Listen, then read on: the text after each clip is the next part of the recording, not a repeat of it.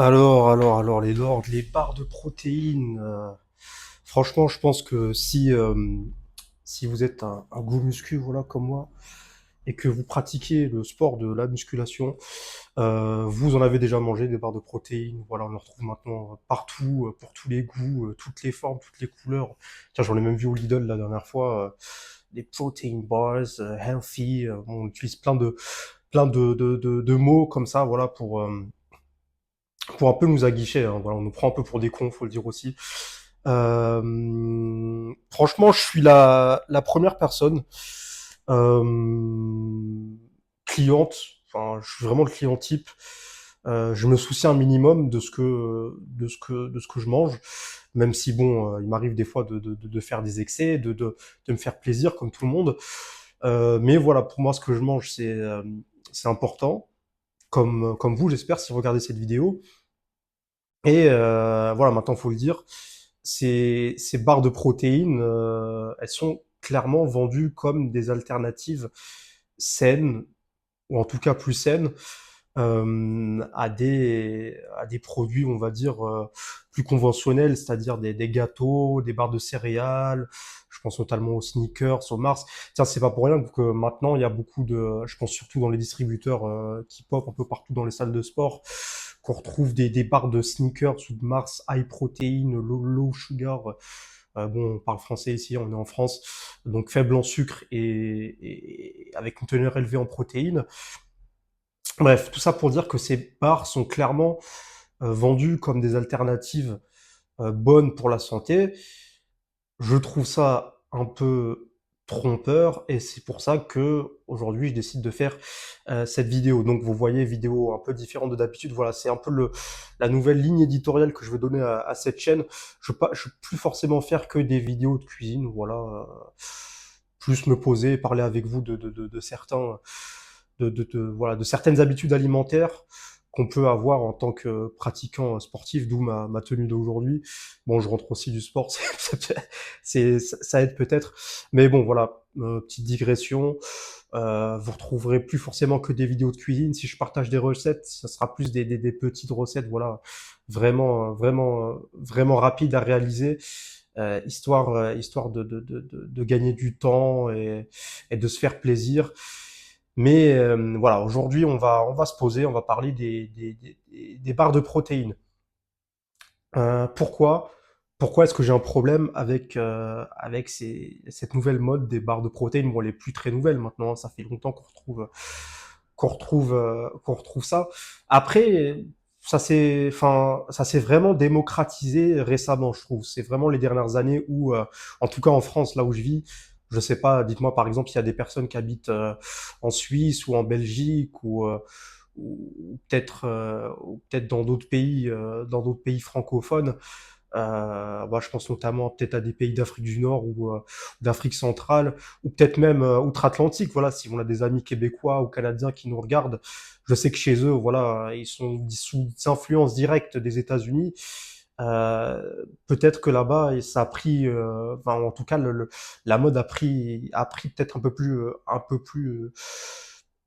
plus anciennement, on va dire, peut-être un peu avant nous, parce qu'en France, on a quand même cet héritage de la bonne bouffe. On tarde quand même à se mettre à la page des nouvelles avancées en termes d'agroalimentaire.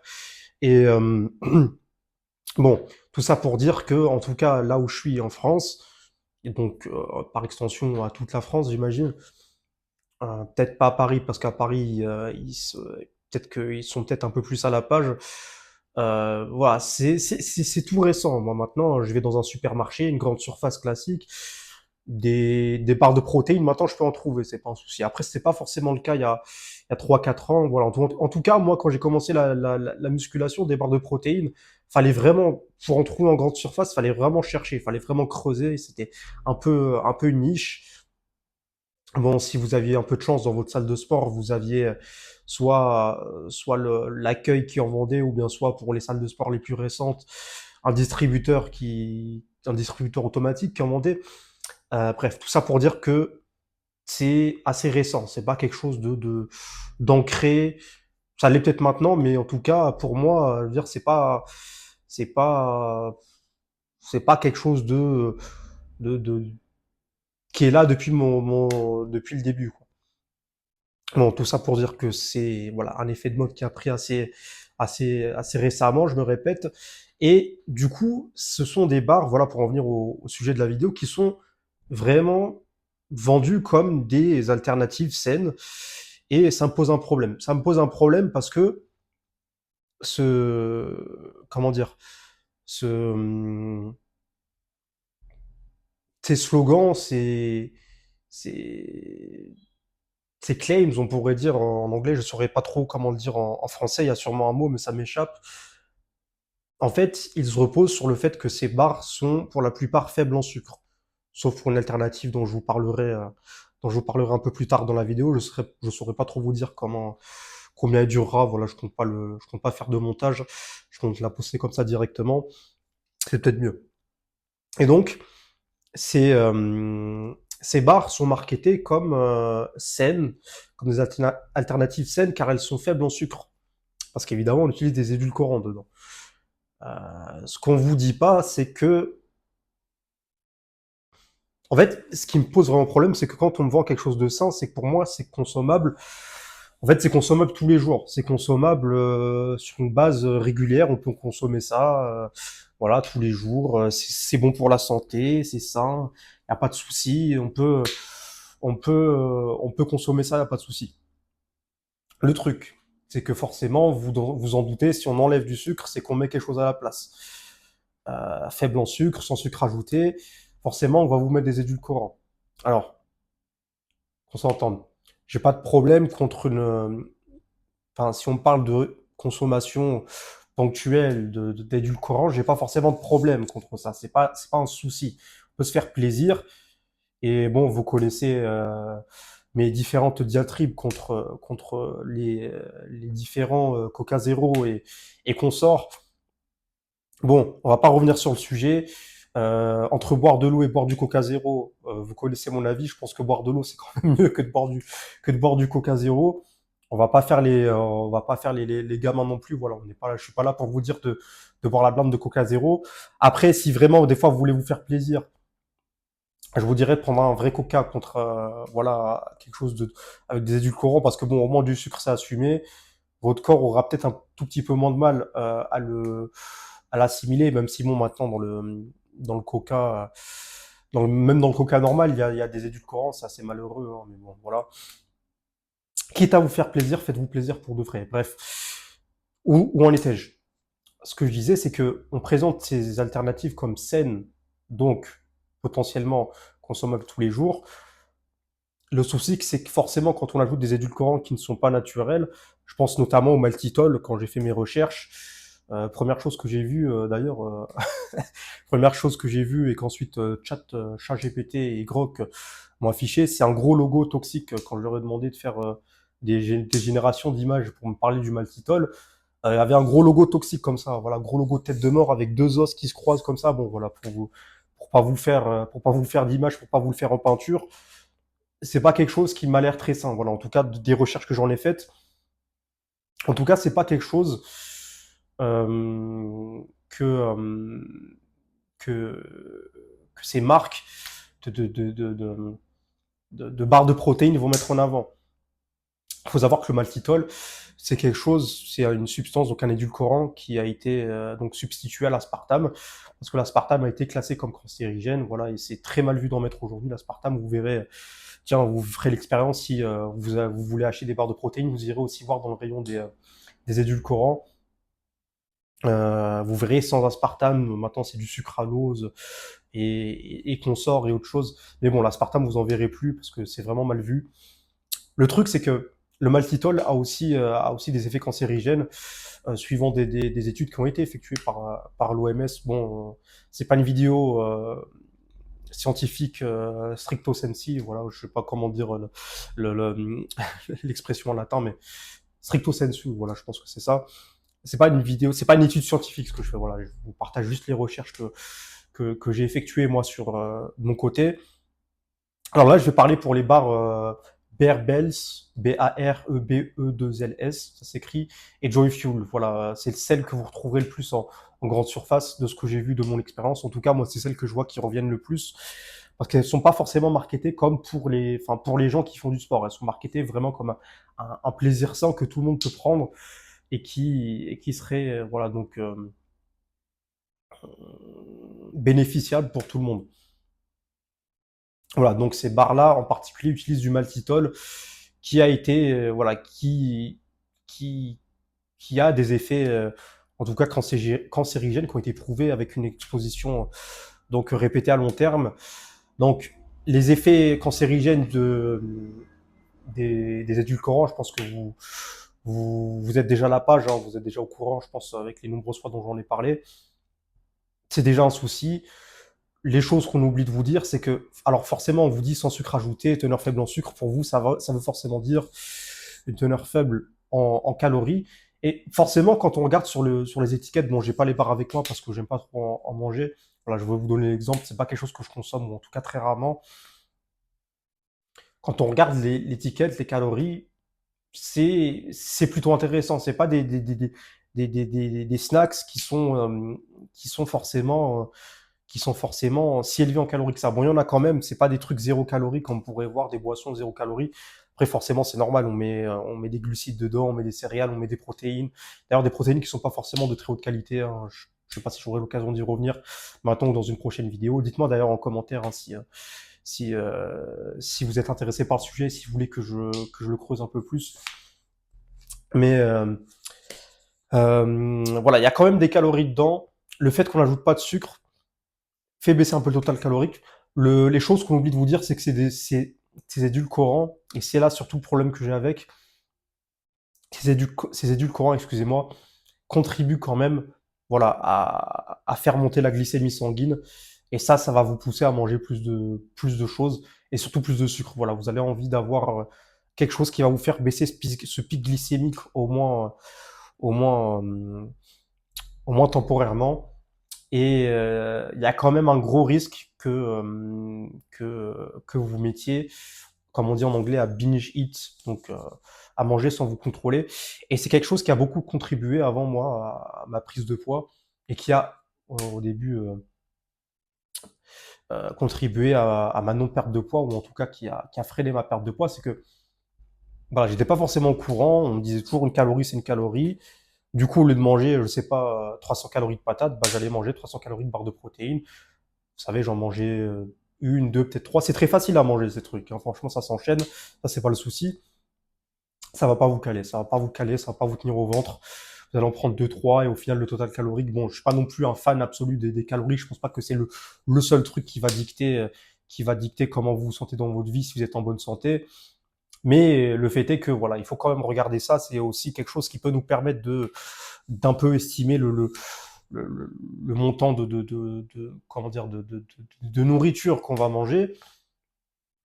Voilà, une des choses que le moi du passé qui était un peu obèse, que là non, franchement, les résultats voilà commencent à venir. Bon, l'angle de la caméra est pas trop flatteur, mais je suis plutôt content de ma progression, de ma progression physique. Et d'ailleurs, toutes ces astuces que j'ai pu repérer et accumuler au fil des ans, m'ont aidé d'ailleurs, hein, voilà, à drastiquement diminuer mon taux de graisse corporelle. Et d'ailleurs, je compte prochainement lancer mon petit coaching. Voilà, si vous vous sentez bloqué dans votre perte de poids, vous souhaitez comme moi enfin vous y mettre sérieusement, vous en faites pas, j'aurai tout ce qu'il faut pour vous.